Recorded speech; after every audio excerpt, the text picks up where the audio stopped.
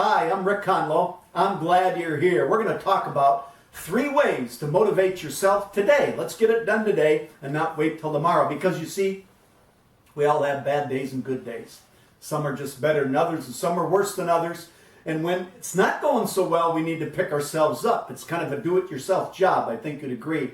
So I'm going to talk to you about Jim Cott, DNA, and George Allen. Let's talk about Jim Cott. Jim Cott was a baseball pitcher. And he was a good pitcher in his career. He'd usually win 15, 16 games, lose maybe 10 or 11, that kind of season. Well, one year, the Minnesota Twins, which Jim was on, hired Johnny Sain as their baseball coach. And Johnny was legendary. He was one of the greatest. And Jim was practicing in spring training, and he was throwing his curveball, his screwball, his changeup, his knuckleball. And Johnny was kind of watching the whole thing. And then Jim stopped and said, "Johnny, what can I do to be a better pitcher this year?" And Johnny asked him, he said, "Jim, what's your best pitch?" And Jim said, "My fastball, Johnny." And then Johnny replied, "Then Jim, throw your fastball more."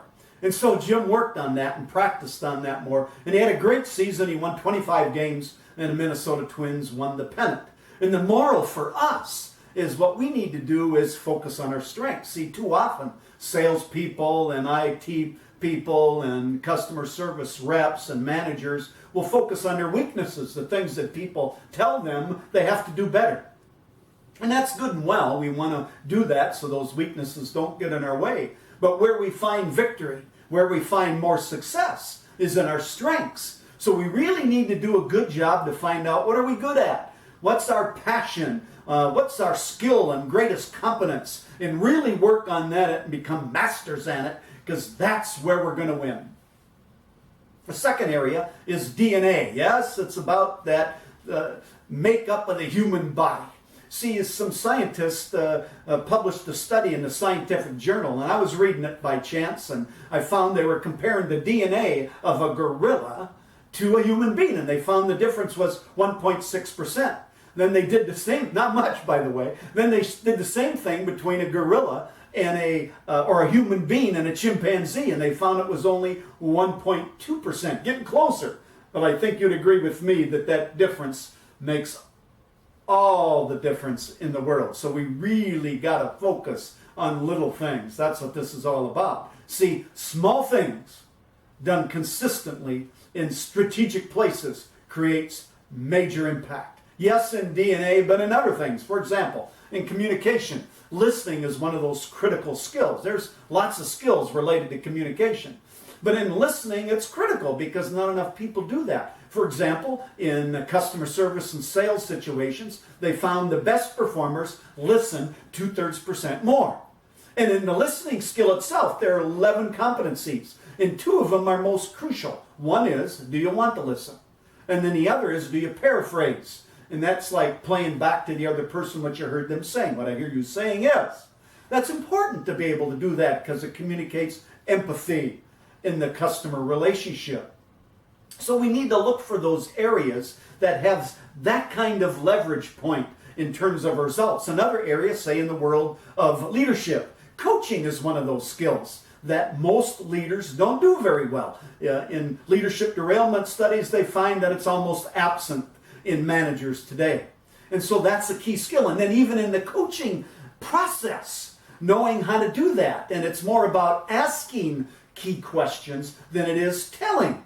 So you see the difference. Small things can have leverage point in terms of your results. So we need to look for that. So when times are tough, when we're down a little bit, look for those small things, do them, because most people don't.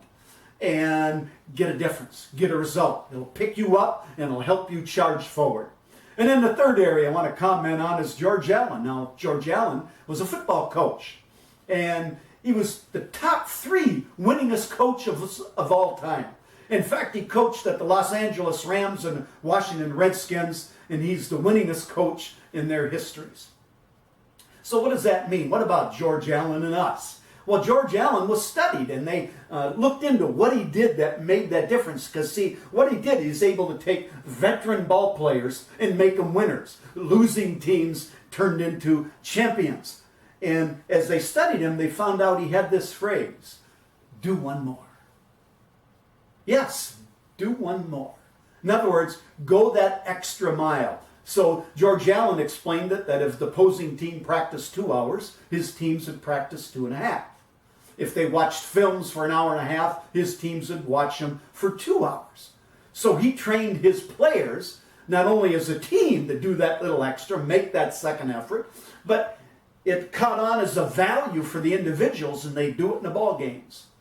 And they become champions, they become winners. And so when we're down, when we're tough, just when we can't think we can do any more, make one more call, deal with one more customer, talk to one more employee, study one more report, work at a little extra, just a little extra to make that difference. Because you know why? Most people quit. When they're fed up, they quit. When they're down, they go, what's the use?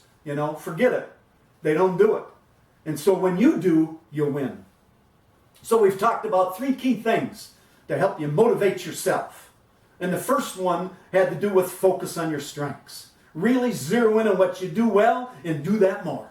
Second, small things done consistently in strategic places creates major impact. Look for those little things that have leverage point in whatever your career is and make sure you excel that over your competition. You do it better than they do. You'll separate yourself from the rest and become one of the best. And then the last area is do one more. Make that extra effort. Put the exclamation point at the end of the sentence. Well, I've enjoyed talking with you. Let me close with this. I have this vision that soars on golden wings. I visualize your achievement and your legacy that sings. I do not know all about your awesome efforts to raise the bar. I know you can be the best, if not a superstar. Thanks for coming today.